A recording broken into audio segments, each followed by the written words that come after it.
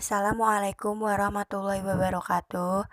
Kami dari kelompok 6 akan mempresentasikan hasil diskusi kami yang berjudul penggunaan peralatan laboratorium biologi dan kimia. Di sini kami akan membahas 7 poin.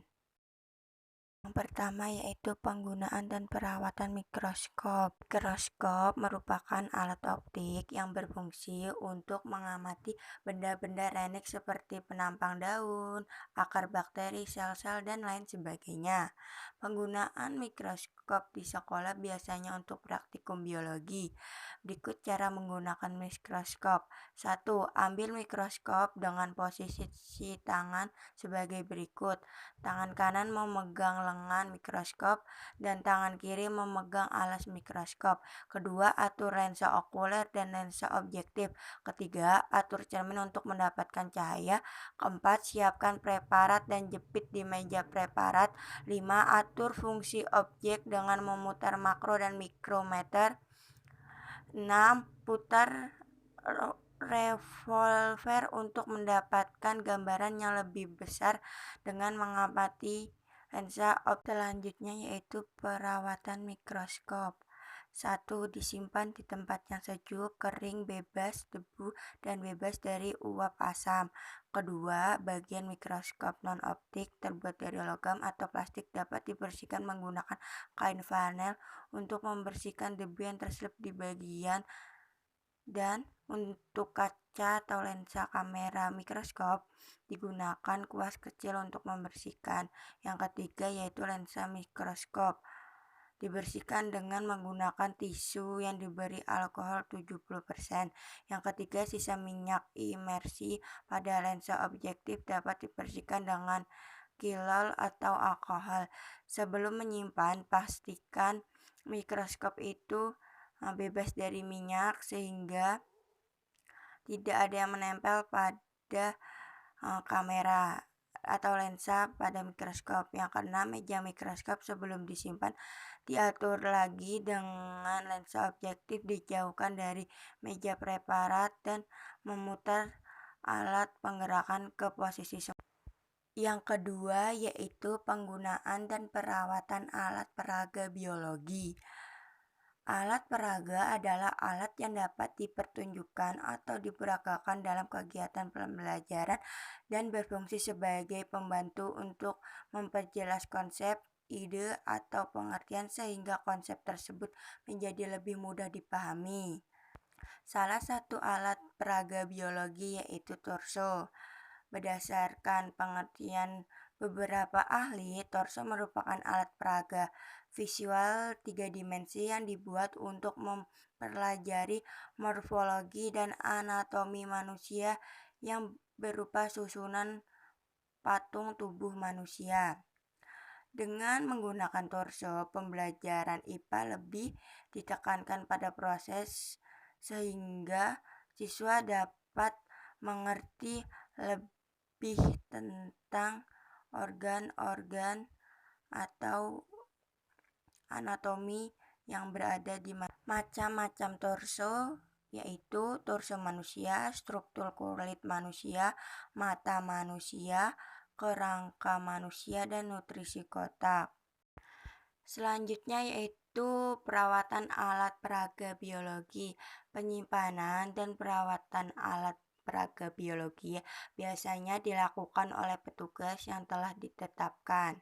Bila sekolah mempunyai tenaga teknisi, maka dilaksanakan oleh teknisi di bawah pengawasan langsung penanggung jawab atau petugas lain yang diberi kewenangan. Hal ini sangat penting dan harus dilakukan dalam penyimpanan, karena untuk penyimpanan dilakukan dengan memperhatikan karakteristik dan bahan dari alat peraga atau pratik tersebut. Perawatan perlu dilakukan oleh petugas secara rutin maupun berkala. Poin yang ketiga yaitu penggunaan dan perawatan preparat. Preparat merupakan jaringan tumbuhan yang hanya dapat dilihat melalui bantuan mikroskop untuk mengetahui struktur dan bentuk jaringan yang ada di dalamnya. Cara perawatan preparat awetan. Preparat atau slide sebaliknya diberikan nomor di salah satu sudut labelnya. Yang kedua, pemeliharaan tidak perlu memegang bagian permukaan objek dengan jari selama praktikum. Yang ketiga, untuk membersihkan preparat menggunakan dengan kuas kering. Yang keempat, spesimen awetan tumbuhan dan hewan mikroskopik disimpan dalam kotak kayu khusus dilengkapi dengan rak-rak mini seukuran gelas objek. Yang kelima, penyimpanan disusun secara sejajar atau vertikal dan disimpan di tempat kering. Yang keenam, pengambilan dan penyimpanan dilakukan dengan hati-hati. Yang terakhir, setiap spesimen awetan disimpan dengan dilengkapi label dan disusun secara alfabetik agar mudah penyimpanan dan pengembalian. Poin yang keempat yaitu penggunaan dan perawatan bahan kimia. Bahan kimia biasa digunakan untuk bahan campuran dan untuk bahan praktikum. Segala sesuatu yang bisa dihirup, dilihat maupun disentuh semua terbuat dan tersusun oleh bahan kimia. Cara perawatan bahan kimia sebagai berikut. Selalu simpan berdasarkan rekomendasi pabrik. Bahan kimia harus didata berdasarkan waktu penerimaan. Ketiga, bahan kimia harus diberi label. 4. Harus memahami karakter bahan kimia. Yang kelima, dikelompokkan berdasarkan sifat. Selanjutnya yang kelima yaitu penggunaan dan perawatan alat lab berbahan dasar kaca. Ada banyak alat lab yang berbahan dasar dari kaca, salah satunya yaitu tabung reaksi. Tabung reaksi yaitu tabung yang terkadang dilengkapi tutup terbuat dari kaca dan tahan panas, berfungsi sebagai tempat untuk mereaksikan bahan kimia dan untuk melakukan reaksi kimia dalam skala kecil. Cara menggunakannya yaitu dibersihkan terlebih dahulu, lalu dikalibrasikan dengan aqua DM. Setelah itu dilap dengan lap atau kertas isap.